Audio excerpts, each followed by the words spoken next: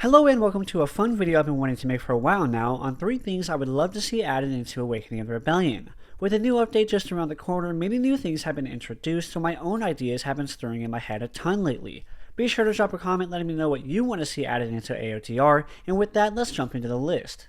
The first idea is a simple request for more missions and scripted battles. When I say more missions, I don't necessarily mean more intervention missions, although more variety to those would always be nice. What I do mean by more missions is more scripted battles with cutscenes such as the battle over Zar for the Rebels, the battle over the Maw for the Empire, or the battle over Endor for both factions.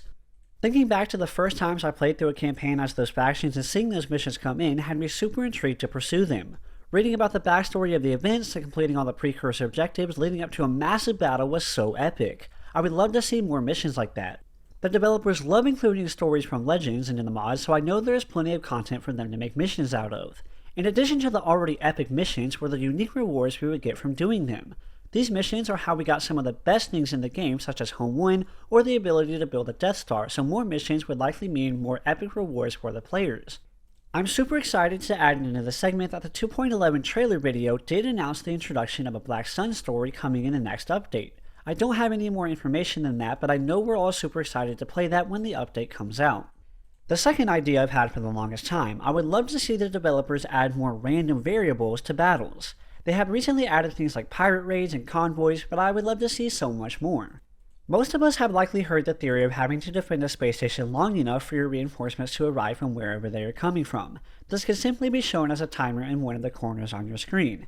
Now, due to the restrictions of the base game, this would likely be impossible to have your custom-made fleets come in, but one way they could include this is by having a custom space station, such as a communication outpost.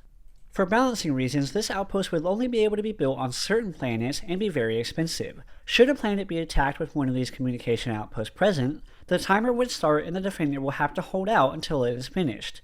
Once the timer finishes, a large reinforcement force will hyperspace in with enough units to greatly change the tide of battle. As you likely have noticed, the majority of gameplay in this segment has been from the mod Republic at War, where a feature like this already exists. In this mod, as the gameplay shows, the reinforcement force is purchasable through the main space station, with multiple levels of the ability purchasable based on the level of space station, which is another route the developers could take. There are a ton of ways this kind of feature could be introduced, and I would love to hear your opinions on it in the comment section below. I believe the best way this feature could be introduced would be through the communications outposts I mentioned and having to defend those until they call in reinforcements, but overall I would just love to see more random variables in battles. My final idea plays off the same wish for more random variables during battles. To be specific, I would love to see more purchasable buffs like those buyable through the main space stations. Currently in AOTR, these buffs don't even exist in ground battles, which is a major loss of potential battle strategy. There are an infinite amount of possibilities that can be added into the game through these buffs. Some simple buffs would be adding more health and damage output for infantry through the purchases from a barracks, and similar buffs for fighters and bombers through light shipyards. These simple buffs can be applied to any tier of unit through their associated production facility. Alongside the simple buffs could be more complex buffs. For a made-up example, say you have a planet that you use for building fighters and bombers, meaning there are 2 light shipyards in orbit and that planet gets attacked. Through those light shipyards, you can purchase a buff called Rearmament, which increases the damage of all bomber torpedoes by 50%. In roleplay terms, you had all of the bombers change their various light torpedoes for heavy torpedoes before the enemy force arrived to attack once you heard they were coming. From there, thanks to the buff, you have a much higher chance of defending the planet or at least causing high casualties with all of the bombers you have from the light shipyards and the main space stations. As I said, there are an infinite amount of possibilities when it comes to these purchasable buffs.